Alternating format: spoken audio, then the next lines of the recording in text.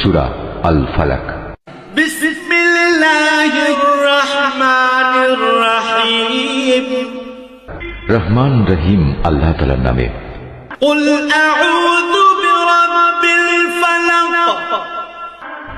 হে নবী, তুমি বলো, আমি উজ্জ্বল প্রভাতের মালিকের কাছে আশ্রয় চাই। মিন শাররি মা খালাক। আশ্রয় চাই তার সৃষ্টি করা প্রতিটি জিনিসের অনিষ্ট থেকে। ওয়া মিন শাররি গাসিকিন ইযা ওয়াকাব।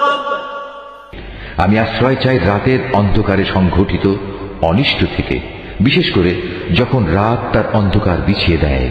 ওয়া মিন শাররিন নাফাসাতি ফিল উকাদ।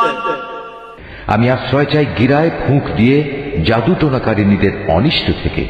ওয়া মিন শাররি হাসিদিন ইযা হাসাদ।